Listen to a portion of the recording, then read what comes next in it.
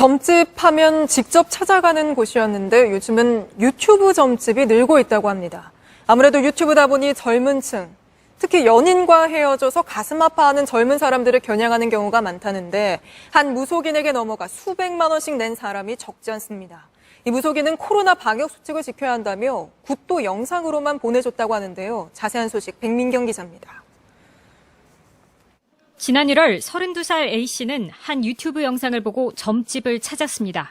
창업을 앞두고 미래 운이 궁금했던 겁니다. 그러나 무속인은 A씨에게 대뜸 마음 아픈 일이 있었을 거라며 3개월 안에 헤어진 남자에게 연락이 올 거라 말합니다. 그러기 위해선 굿을 해야 한다며 돈을 요구했습니다. 무속인은 자신이 운영하는 유튜브에도 헤어진 연인을 돌아오게 할 수 있다는 내용을 내세우기도 했습니다. 거의 다 됩니다. 제가 작년에 2명이 안 됐습니다. 재작년에 3명이 안 됐습니다. 150명, 200명 가까이 했을 때. 굿은 코로나 방역 수칙을 지켜야 한다며 영상으로 받았습니다. 온라인으로 제가 많이 싫어하세요. 하기 잘 되게 도와주나 그러십니다. 굿이 끝나자 무속인은 또 5개월 동안 기도를 해야 한다며 촉값을 요구했습니다. 이렇게 A씨는 4개월간 총 540만 원을 냈습니다. 그런데 시일이 지나도 헤어진 연인은 돌아오지 않았습니다. A씨가 99% 확실한 게 아니냐 따지자 무속인은 광고하는 사람이면 하는 말이라고 해명했습니다. 무속인은 환불을 거부하다 A씨가 인터넷 커뮤니티에 고발글을 올리자 합의에 나섰습니다. 돈의 반을 주겠대요. 제가 그래서 아니 무슨 소리야 쟤네가 반만 됐냐 다 돌려주는 것도 아니고. 해당 무속인은 100%라고 말한 적도 없고 환불해주겠다는 얘기는 애초에 없었다고 반박했습니다. A씨는 추가 피해자를 모아 이 무속인을 사기로 고소할 예정입니다. JTBC 백민경입니다. 하고 있다는 온라인 점집. 그런데 실제로 하라는데 네가 하고 말고 어딨냐. 자기는 98%라는 거예요. 무조건 된다. 무조건. 결과는 실패입니다. 실패이고 정말 지켜주자. 누구나 쉽게 빠져들 수 있는 곳이지만 누구도 몰랐던 온라인 점집의 놀라운 진실을 이슈 추적에서 취재해봤습니다. 코로나19로 모두가 힘든 요즘, 그런데 반대로 호황을 누리면서 문전성시를 이루는 곳이 있다고 합니다. 바로 무속 유튜버들이 운영하는 점집이라고 하는데요. 일반 점집과 어떤 차이가 있을까요? 시험문이 어떤가 해서 선생님께 한번 여쭤보려고요. 노력 좀 많이 하셔야 되겠네. 좀 힘든가요? 네. 본인이 노력하면 할 수 있어요. 기운 내시고 요즘 코로나라 다들 그렇게 힘들어요. 괜찮대 할머니가.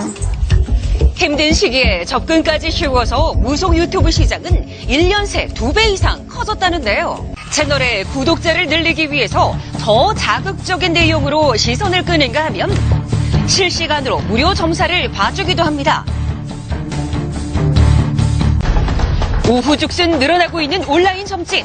그런데 무작정 믿어도 되는 걸까요?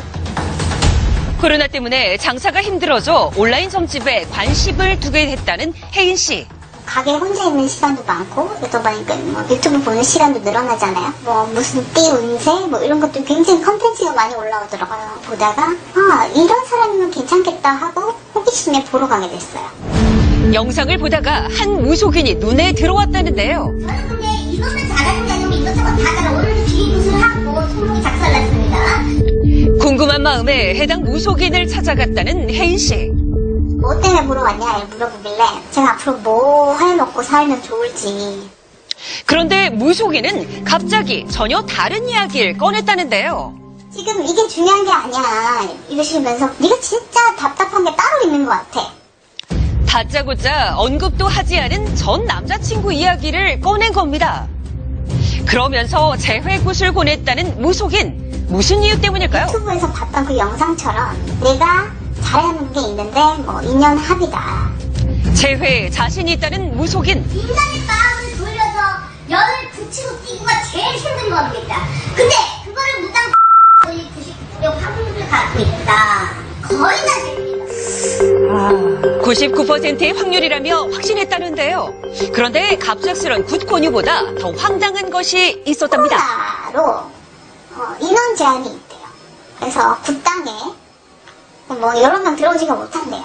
영상으로 네. 하는 과정들을 쉽게 이해되지 않죠? 보내주겠다. 다름 아닌 구술 영상으로 보내왔다는데요. 실제 혜인 씨가 받은 굿 영상입니다. 와. 속상하지만 당시에는 어쩔 수 없다고 생각했다는데요. 얽매이는 거 되게 많이 싫어하세요. 합의 잘 되게 정말 존나 그러십니다. 네, 그거 되게 오늘. 긴 시간 정성을 쏟아야 하는 굿이 단 20분의 영상으로 대체된 상황입니다. 게다가 구술한 후에도 기도비 명목으로 돈을 요구해서 총 540만 원을 건넸다고 합니다. 아유. 그런데 결과는 실패입니다. 실패이고 단 한 차례도 무당이 말한 3개월에서 5개월 사이 연락이 올 거라는 그 말은 정말 지켜지지 않았어요. 단 한 차례도 연락 오지 않았습니다. 더 심란해졌죠. 현재 해당 무속인에게 피해를 입었다고 주장하는 사람은 혜인 씨뿐만이 아닌데요. 결혼 전전 사귄 남자친구가 있었는데 헤어지고 나서 재회를 하고 싶은 이유에서 좀 제가 상담을 받게 되었죠.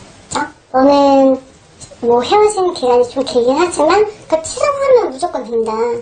무조건. 역시 치성 영상을 권유받았지만 거절하고 직접 따라가 봤답니다. 그런데 그곳에서 본 광경은 놀라웠다는데요.